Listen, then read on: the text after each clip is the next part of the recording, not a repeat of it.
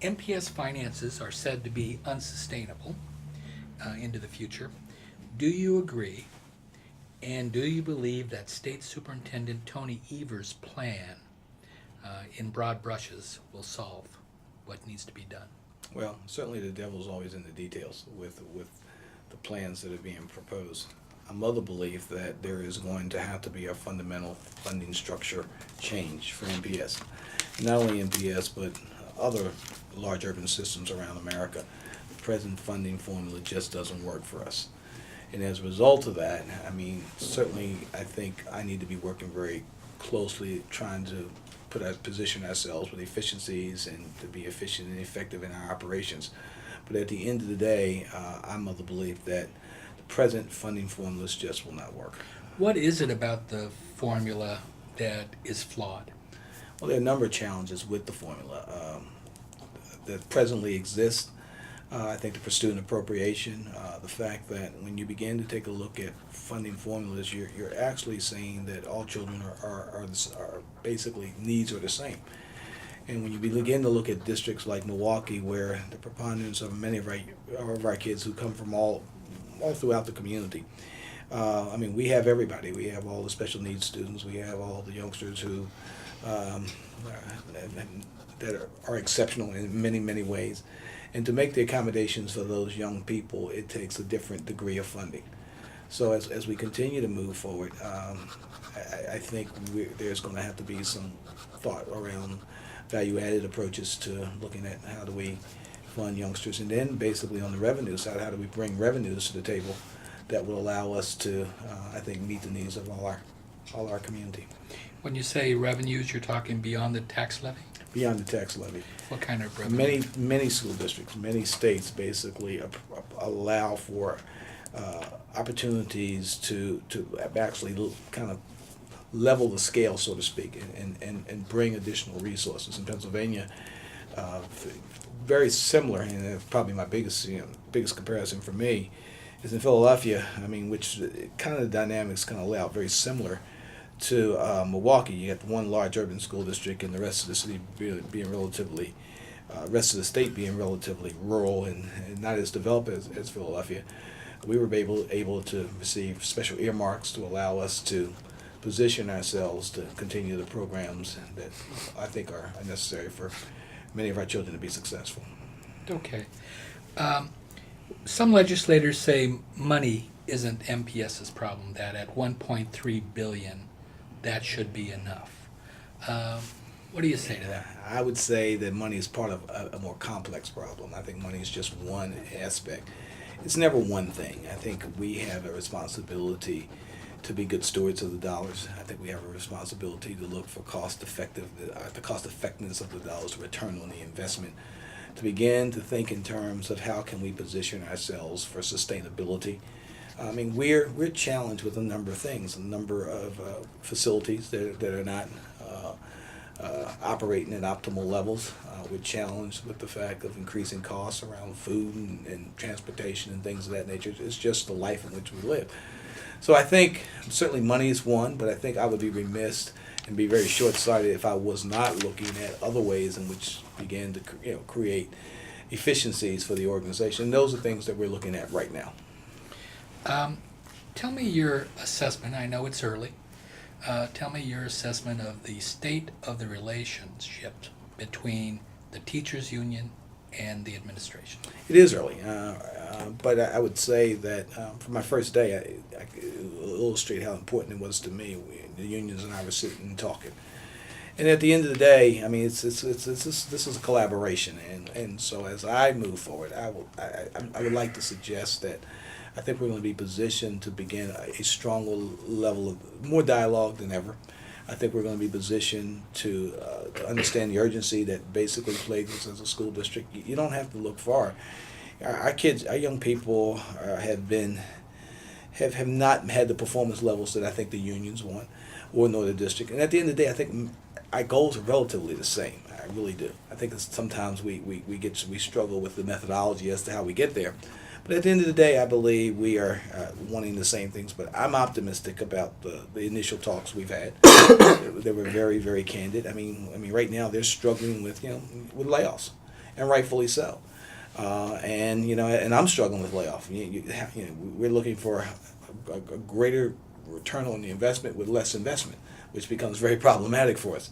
So one of the things that I have charged my staff with is a micro look at the layoffs, and I think we're going to be positioned hopefully to rethink and potentially redeploy some folks back out.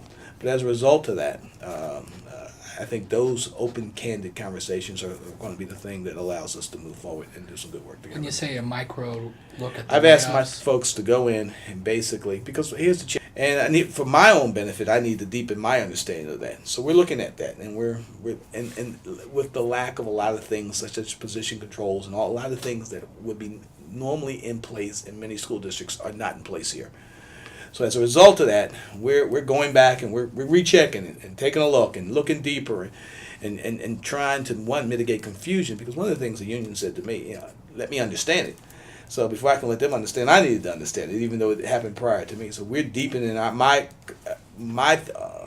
understanding of what's going on. I think as a result of those kind of transparent conversations, we're going to be positioned to hopefully move forward. I think they get it.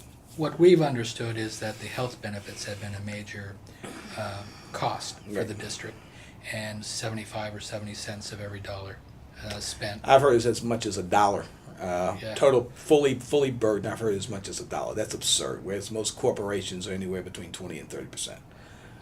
Is that still going to be an issue in your administration? I think it's going to be it's one that we're going to talk about for the upcoming budget for FY12. I think one that we're going to have to tackle. We're going to have serious conversations around. I don't know if we will be able to sustain the level of support that we've been able to have. But yet at the same time, I want to certainly look at opportunities that would present themselves where there's not a loss or breach of coverage for our employees. I mean, the employees are our most, other than children, are our most important asset. Have you seen any daylight in your talks with the unions on that issue? I've seen certainly. I have. I mean, most recently, I think we position ourselves in a very collaborative way to have the union sign off on the school improvement grant, which basically kind of says, hey, we're going to do things differently. We're going to approach things. We're going to look at longer school days. We're going to be able to create different support systems for schools. I've seen the unions basically collaboratively. I look at hopefully moving very aggressively forward with a new calendar that would allow us to do some things. I mean, a little different things. I mean, we had already approved one calendar. I went back to them and I saw a big degree of willingness on their part to begin to think differently about how we manage time. So, I mean, I think those opportunities are there. I've always been very fortunate in working with unions to at the end of the day, to position ourselves to maximize the opportunities for young people. Has anyone raised the issue of maybe a trade-off, residency requirements for health benefits? Now, no one formally, but everywhere I go, folks talk about it, and certainly it's not a bargaining issue at this particular point in time. I believe that's something that we're going to have to explore. I mean, the board's very concerned about what does it do to the tax base. So, what I would do, is at probably the most appropriate time take a look at what the actual fiscal impact is. In reality, we're going to potentially struggle sometimes to to attract and keep some of our teachers who would love to work in Milwaukee, but sometimes find the residency requirement as a challenge. So I don't think it's off the table, but I think it's something that would have to be investigated and looked into. I have not done that in the last 2 days. I got to be real clear. In your last district, did you have a residency requirement? We released the residency requirement in Philadelphia. Okay. And that would probably be the best point of reference. And it ended up that the only two people who had to live in the district was the CEO and the CAO, and I happened to have to live in the district. Okay. Was that part of bargaining to do that? No, it wasn't. It was basically the district's desire to broaden the bandwidth to bring more teachers to the district. People, we were attracting some really great people, and they get to the point of residency. Coming right out of college, they didn't understand residency. They got there and said, "Hey, wait a minute, I don't want to go." So, I mean, I don't think it's at the front of the conversation, but I think it's one that we're going to have to look at that. But we're going to have to look at everything as we move forward. This is not just about, again, the money. I got to look at how I feed children. How do I transport children? How do I manage our accounts? Look at the contract structure. Everything is suspect at this particular point in time. So we methodically will begin to take a look at these efficiencies while we again try to build additional revenues for the school district. I think we're going to be looked on very favorably in the foundation world. I think my initial conversations with a number of major funders, I think, will position as well. But that's no more than seed money. I mean, you got to be very careful, just like we are with AARA. How do you sustain those things over time? But you also got to create a system where you're incubating new ideas, because at the end of the day, this is schools are market driven, and more so in Milwaukee than anywhere else. It's about market share, and who gets the market share. Who gets the market share gets the funds. Funds basically allowed. So I got to build a product. I hate to reduce it to this, but I got to build a product that's better than anybody else's. So I got to figure out ways, and basically I've always used the foundation world to basically support that, the university to support that, and then I got to figure out what's working, what's not working. And then those are things I got to sustain, and then scale to a place where I have that type of product throughout my entire district. Speaking of market forces, in the past, it's been the voucher schools have been a point of contention.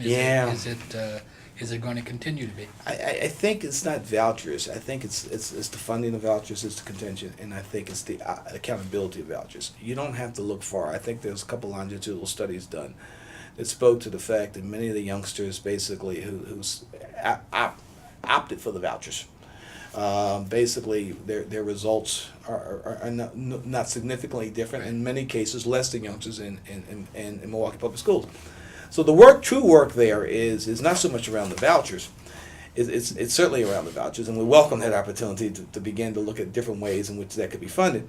But I got to build consumers that understand that. I mean, because sometimes our parents are not as advised as they need be in selections of schools. So we got to create this common yardstick that allows us to truly hold people accountable, and then for parents to understand that the opportunity they thought they were sending their youngsters to is not there. And longitudinal studies, it basically supports that math scores of kids who remained in the district basically far exceeded the kids in the voucher system. So I don't think, I want to take optimism. I want to believe that the parents are not so as much concerned as who the kids are sitting beside, but what's in front of the kids with respect to rigorous and relevant work that will allow them opportunities to negotiate post-high school. Okay. Jay. I'm going to turn it to academics. Wisconsin has one of the largest achievement gaps between blacks and whites in the country. And MPS, being the largest school district in the state, with a population of mostly students of color, feeds that gap. First of all, how do you bridge that gap, and what tools do you have at your disposal to use? Well, first you acknowledge it, and you have to acknowledge it first. You got to take a really good look at the data as to where these challenges are. I think no longer is it acceptable for one subgroup of youngsters to be far less with respect and performance than others. And then you have to begin to have really serious, courageous conversations around this. I mean, and you got to begin to hold people accountable. I mean, one of the major things that I think we've done in a very short period of time is we move forward a very aggressive literacy program, because at the base of it is literacy. If you can read, you can navigate text, then you're in a position, I think, to really do great things. So for us, our theory of action is we bring in a strong literacy program, and we begin to challenge this whole issue around decentralization just to a more centralized delivery system. I think we're there. And in addition to a common literacy standard, we begin to look at common assessments. How are we measuring these youngsters? And once we measure once we do this assessment, then what are our adult actions that allow us to make mid-course corrections, formative assessments, and things of that nature. And then one of the things I have to really move very aggressively into is this whole issue around staff development and training. I mean, and the reality of it is that when you have 17 different textbooks here in the system, you don't have a focused instructional plan, you don't have focused staff development, you don't have a focused expected outcome. I mean, the results are not surprising. I mean, I believe we will make a significant growth merely by the fact of addressing those literacy challenges in the beginning. And as a result of that, then right now, unfortunately, we don't have a literacy curriculum that has to be designed. I mean, and so you begin with literacy, and then we will go to math, and then we will go to science, and before long you will see curriculum maps and assessments and staff development and training that basically focuses on the fact that children who have opportunity and access close the gap. That's your challenge. The gap is an opportunity gap. It's an access gap.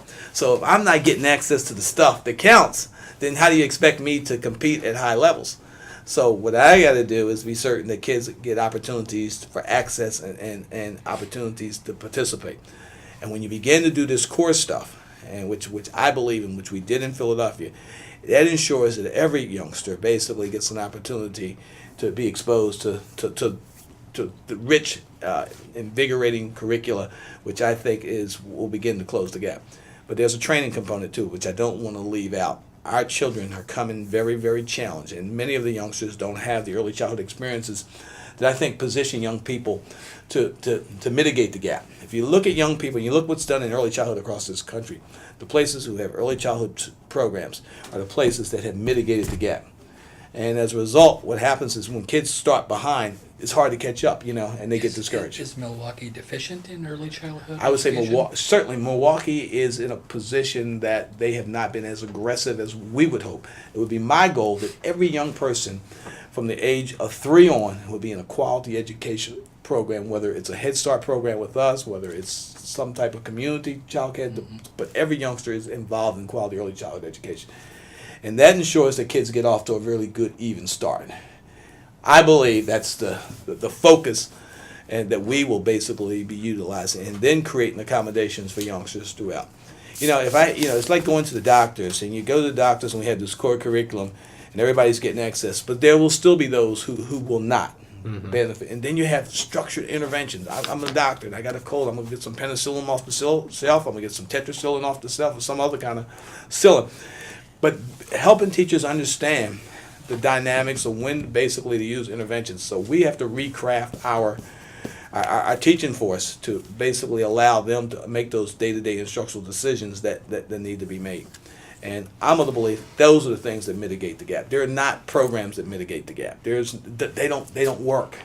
I mean, they feel good for the moment, but at the end of the day, you may get a bump. I'm talking about long-range, sustained, scalable programs that are tied to strong research principles of how kids learn. Because it's not a secret. We know how kids learn. Mm-hmm. We choose to ignore it because it's easier to have quick fixes. So it's around kind of football's blocking and tackling. So were we more program based? There's a lot of programs here. I mean, we have it's been a Burger King kind of. Everybody kind of have it their way, and certainly that works in places where you don't have kids who are as challenged as some of the children here in Milwaukee. So the approach that we will move forward aggressively, and we've been meeting all day and will continue to meet all day, is around basically standardization with clear expectations around what do kids need to know and be able to do, what will we do if they don't know it, and basically how will we assess it to make a difference. Will this require any more centralization than we have now? It will require significantly more centralization than what we have now. Okay. Significantly more. And probably one of the biggest challenges that we will face is basically moving an organization from a very decentralized direction to a more centralized focus. And how do you create? I mean, when I was a principal, let me back up. I wanted to be an entrepreneurial principal. I wanted to, I saw this great program. I wanted to bring it into my school, and I wanted to do this. I went somewhere and I saw a great software package, and all that's great. But at the end of the day, unless those things are very well thought out, they're part of a much larger picture. They become random acts. Mm-hmm. You can't have random acts and have sustained future. And right now, unfortunately, the strength, in many ways, there's a high correlation between the proficiency of the principal, high correlation between the proficiency of the principal and the proficiency of the schools. And that's a challenge. So a couple of things has to happen. Not only do we have to begin to retool teachers, we got to retool principals. We just made a significant change to retool regional executive assistants. So you have a parallel track that's very transparent straight through the entire organization. What are expectations? What are the desired outcomes? This is how we're going to measure kids, and this is how we're going to make decisions. So that's kind of the theory that I have. It's not as glamorous as one would say. We're going to bring in and we're going to go with gender-based education. We're going to put all the boys in one school and all the girls. And those are great strategies. But that doesn't fundamentally change how you deliver instruction in classrooms. Mm-hmm. It's day-to-day, classroom to classroom consistency. You got a mobility rate over 30% here. Kids are moving all around the place. If a kid moves 4 times, he could be exposed to texts, probably 4 different genres, 4 different textbook series, and 4 different instructional approaches. I mean, as adults, we don't handle change that well. So how do we expect a 9-year-old to handle change as effectively as that? Let's talk a little bit about reading scores. Reading scores, statistically flat since '03. Yes. What will you do to boost reading scores here, specifically? Well, I think what I just outlined, I think will basically... Is that the strategy? Will actually be the strategy in which we will use to boost reading scores. I mean, reading scores are no more than a statement of levels of proficiency for kids. And what we have been able to ascertain over the last 4 to 5 years, I think starting in '03, we've kind of flatlined. If we were to go to a hospital, and look at our reading scores, that's what our reading scores. Now we've seen certainly some work in mathematics, but certainly not at a level in which we would be very proud. But we're encouraged that the fact that we have math growth really suggests that our kids can learn and can learn at high levels. Have you approved a reading program? Yes, we have. This is because teachers were saying that they don't have enough time to. Well, we're gonna increase time. Okay. We're gonna increase time, and then we're gonna bring in really strong curriculum maps, like a GPS, kind of saying this is kind of you get in your car. This is if you want to go here. Well, the GPS you need to go here. You need to make a turn. You need to do all those things. We're gonna create strong GPS systems. The teachers understand where they want to go and how we want to get there. And then we're going to figure out ways, because we just passed this, my first board meeting, is ways to check to see, am I on the right track? And if I'm not on the right track, here it's a list of things that I can do to get back on the right track. So, excuse me, push me one of those.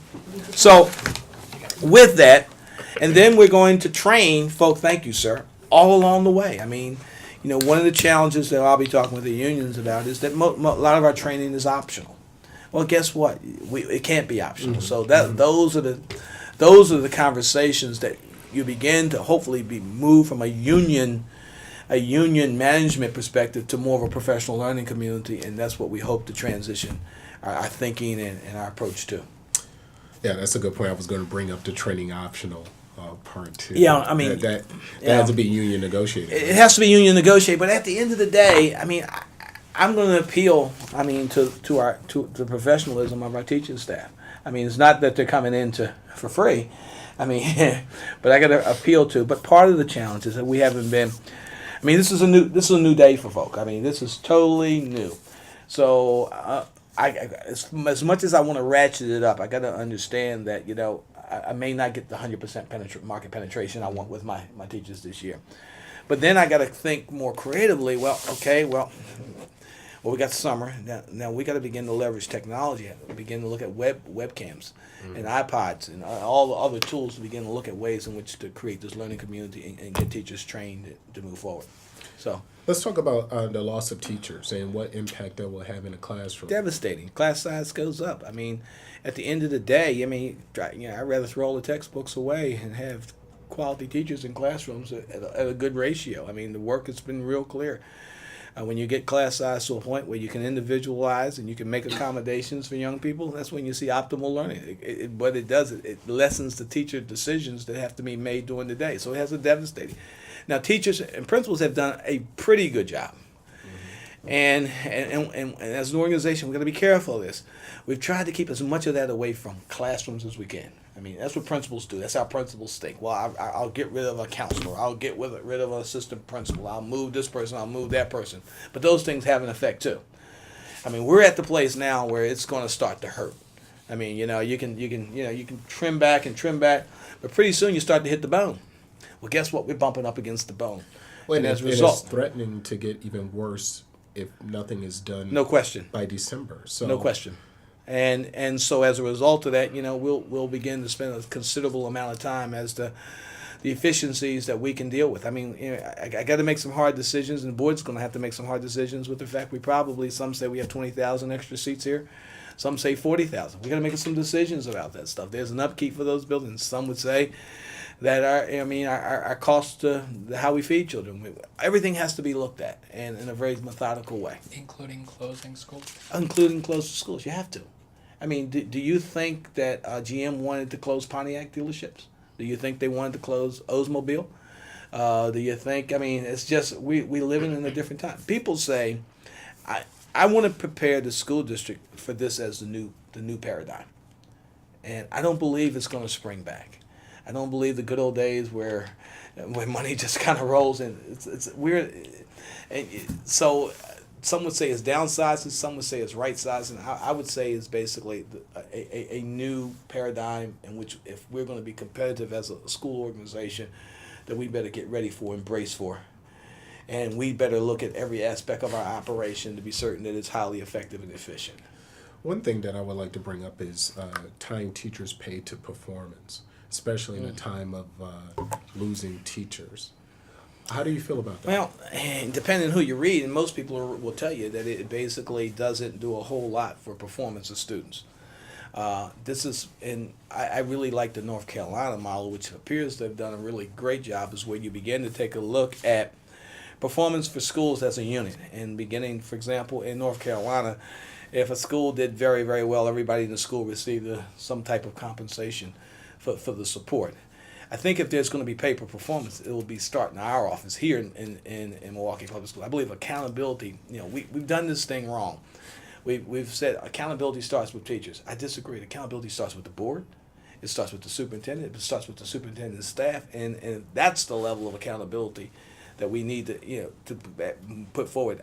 I use the term shared accountability, but to go back to your whole issue around pay for performance, I would love to create incentives that would incent teachers to work in professional learning communities, and as a result of that participation, of teaming around kids and looking at the supports that kids need, the school makes progress, that the school receives some type of compensation, right, or recognition for the work. But to begin to look at a formula that says that your kids grew a certain amount and your kids grew a certain amount, and as a result you get an additional amount of money, I don't think we have the algorithms that basically get to that in a way that I feel comfortable enough to make those kinds of judgments. But I do support performance for schools, performance for the learning community, because I believe it's not. I think it's certainly the school environment, as well as the classroom environment, but it's a total community basically making a difference and wrapping their arms around young people. Speaking of that, how do you, if it's the community involvement, how do you get parents more involved? They're waiting, man. Everywhere I go, parents are wanting to talk about MPS. I mean, the reception has been wonderful from my first encounter with our community to this day-to-day being in schools. I got to create opportunities to have that conversation.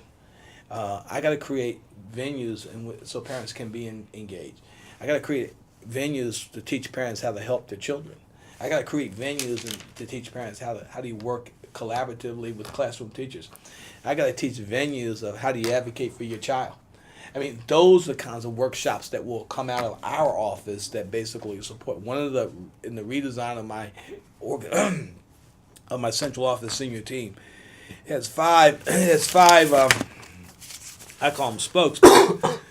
And kind of how the graphic that I choose is looking at kids in the middle, and then you got spokes that basically drive this wheel. And one of the spokes that for me is whole issue around parent involvement, the whole issue around community involvement, the whole issue about corporate environment. Because hear me clear, I believe it's a city's moral imperative to take care of its kids. So it's not just parents, but I think parents are first. Right. And then you got community, then you got corporate, then you got even the faith-based support systems that are out there. How do we begin to engage everybody around what I think is the community's biggest assets? It's children. So you got to create opportunities for that. You got to structure that. They just don't come together. I use something called study circles in another district, and what it created was a conversation around what are the things that are important to families. And then we got to figure out if it's important to our clients, then how do we integrate that as part of the fabric of what we do in our strategic planning and things of that nature? So what you will see, certainly in addition to me kind of going out and hanging out and talking with parents and communities and coffee houses and having coffees and high teas and all those kinds of things, and PTO meetings with a whole series of advisory groups that I've put together. You know, I have a student advisory group because I think student voice is there. I have a community advisory group based on regions of board members, and I got corporate advisory group. But in addition to that, you got to create opportunities that these things can not just be. I mean, you kind of, it's to start something. Then how do you execute, and what are the results because of that? Mm-hmm. You mentioned the central staff. Oh yes. Back to my wheel. That's good. Yeah. Yeah.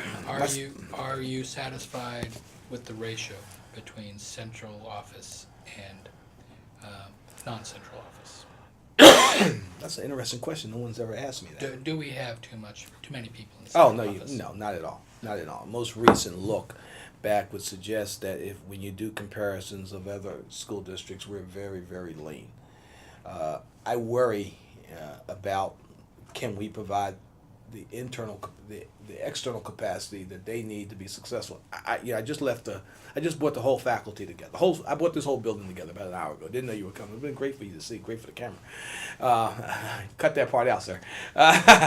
But basically, in the way I do it, in what I've tried to position the folks to understand, you got schools and you got principals, and those, they're on the main stage.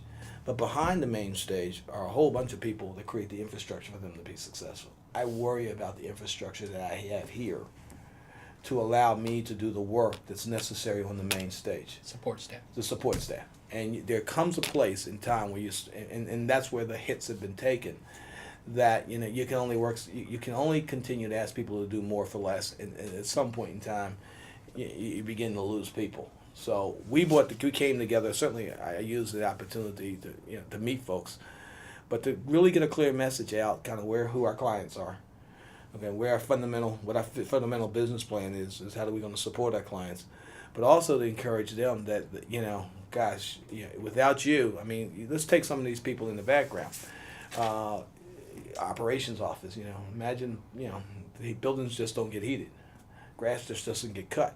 Electric just doesn't get fixed. I mean, we have wonderful facilities. It's something we can celebrate. I didn't have that in Philadelphia. Philadelphia facilities were very, very challenging.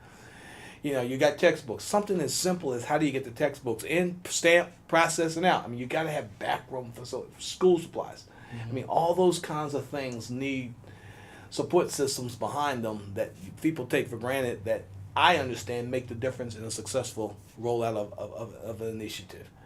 So as we continue to move forward, as we move to decentralize, because that's going to be painful to move to decentralize. That's painful because, if you like blue, you only want blue paper clips in your school, and you wanted red, you got red, and you had blue. Well, guess what? We're going to stop buying all the paper clips for the district, and we're going to send you what you need. And we're going to hopefully begin to leverage for economy of scale, to do bulk buying and to begin to create some kind of way of procuring the best opportunity for young people from a cost of reverse eBay, what I call it. We use it in other district. If you're familiar with eBay. Sure. Well, what many school districts are doing, many government agencies are going putting their need out and having people bid on the need. The vendors bid on the need. So if I see a bid for 50 little boxes of paper clips, and as opposed to 1 million boxes of paper clips, you're able to leverage those kinds of savings. So everything like that's going to hopefully get explored as we move forward. Before we go off academics, I wanted to, Milwaukee has had a big teen birth problem. Yeah. Birth to teen moms. And folks have looked to MPS to be part of the solution here. You've charted out a human and growth development program to 4th and 8th graders, and I've heard some rumblings that it's not been charted out to everyone on schedule, but are you satisfied? I need to know more. Haven't looked at it? I haven't looked at it in all candor. Okay. I do think we're part of the solution, and would certainly. I mean, that's not a place that I've gone just yet. Okay. All right. We're going to turn gears to governance. To put it mildly, Andrew Koplis felt that the school board has been known to, really try to get their hands on things and try to micromanage. Are you worried about that at all? No, not at all. Not at all. Not at all. Okay. What kind of relationship have you? I know it's early, but what kind of relationship have you had with the school board members so far? It's been relatively very positive, and going in, because I've been down this road before, I know the potential of what could happen. So we spent a lot of conversations early on talking about the whole issue around responsibilities, around authority, and at the end of the day, accountability. Take, for example, one of the changes the board had made, I think a month or so ago, and Roseanne could tell you where they'd begun to move some significant people over. We were able to move those people back. Okay. So, and certainly it's too early to make those kind of decisions. But I think we're positioned. I think I've been transparent, and I think through the negotiations process, we have been able to kind of mitigate as much of that as possible. I wouldn't have taken the position if I felt that I was vulnerable to that level of management. So, can you tell me that in the best case scenario how this works? You as superintendent, you do X, Y, and Z. The school board, as the school board does X, Y, and Z. How does that work? well, What are the XYZs? what it is. Yeah.